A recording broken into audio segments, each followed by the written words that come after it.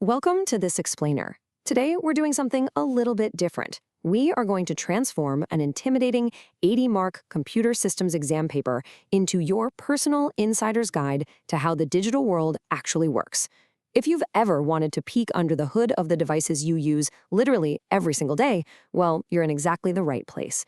We're not just going to sit here and read through a textbook together. No way. We're going to decode the exact logic that system architects, and, in this case, exam boards, use to test the next generation of computer scientists. Okay, let's dive into this. What you're looking at here isn't just a test. It's practically a map. It's created by examiners, and it reveals exactly how your everyday screens and networks function right beneath the surface. This is a genuine OCR computer systems paper, and honestly, it is a brilliant framework for understanding technology. It forces us to just strip away all those glossy user interfaces we're so used to and look at the raw mechanics, the data, the hardware, the invisible networks, and ultimately, the real-world consequences of building these systems. To make sense of the whole shebang, we've structured this explainer into 5 core themes. 1. Decoding data and binary. 2. Navigating networks and protocols. 3. Defending against cyber threats. 4. Inside the machine. And 5. The ethics of tech. So let's kick things off with Section 1, Decoding Data and Binary, the language of computers. Now, you might have wondered this. Why do computers use binary? Well, the examiner's exact answer is surprisingly simple. Computers are essentially just made up of billions of microscopic switches that can only be either on or off. That is literally it. There's no magic happening inside your laptop, just incredible scale. Because a switch only has 2 physical states, current flowing or current not flowing, the entire language of a computer has to be built on just 2 digits, a 1 for on and a 0 for off. Absolutely everything you see on a screen is just a massively complex combination of those 2 states. Take a look at the exact translations a computer performs. It converts our standard denary numbers into 8-bit binary code and hexadecimal values, all just to process a basic command. Look at the number 49. To us, it's just a number, right? But to a computer, it has to be translated into the 8-bit sequence 0011, 0001. But let's be real, binary gets incredibly long and super hard for humans to read quickly. That's exactly why programmers often use hexadecimal, which is base 16, to compress that binary into a much shorter value, like 31. It's all the exact same data, just spoken in different dialects of the machine. Now, when a student needs to store this data efficiently, they use compression. The mark scheme is very strict on this distinction. Lossless compression is absolutely crucial for a text document so no words are lost, but lossy compression, that's perfect for an image file because it shrinks the size by permanently removing details our eyes won't even notice. Think about it. If you compress a text file with lossy compression, you might lose random letters or punctuation, making the document completely unreadable. But for a photo, shifting a pixel's color depth by a fraction of a shade won't ruin the image for the human eye, but it sure will save you a massive amount of storage space. Moving right along, Section 2, Navigating Networks and Protocols, How Computers Talk. So once a computer processes data, it needs a way to share it. Every time you do something online, a specific invisible rulebook or protocol is used. For instance, fetching a web page uses HTTP or HTTPS, while checking your inbox relies on IMAP or POP. Think of protocols kind of like diplomatic translators. If your computer wants a web page, it uses HTTPS. The S standing for secure, which is exactly why examiners mandate it for things like accessing a bank account. But what if you want to download a giant raw file? The system switches over to FTP, the file transfer protocol. Different tasks demand different rules of engagement. If you decide to ditch the network cables at home for a wireless local area network, you gain incredible mobility and save a ton on setup costs. But, and it's a big but, the mark scheme reminds us that you trade that convenience for potential signal interference and major security vulnerabilities. It's the classic tech trade-off, right? Convenience versus reliability. A wireless LAN lets you roam freely around your house with your smartphone, but because you are broadcasting your data through the literal air, anyone nearby with the receiver could potentially intercept it. Which brings us perfectly to Section 3, Defending Against Cyber Threats, the Digital Battlefield. One of the most aggressive threats you absolutely need to understand is a DDoS attack.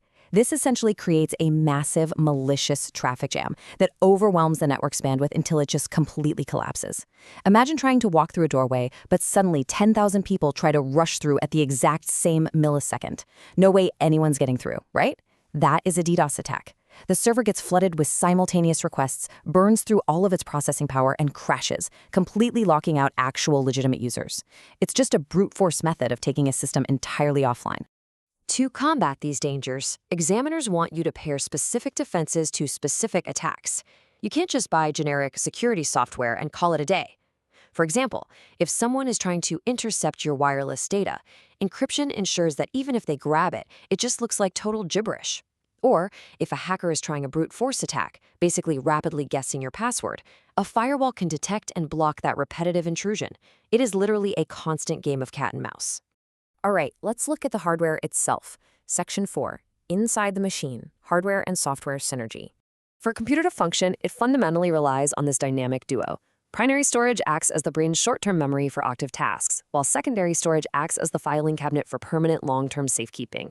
Here's how it works. When you open a program, the computer grabs it from the slow, permanent secondary storage, like your SSD, and moves it into the lightning-fast primary storage, known as RAM. Why? Because the processor is so incredibly fast, it needs a workspace that can actually keep up with it.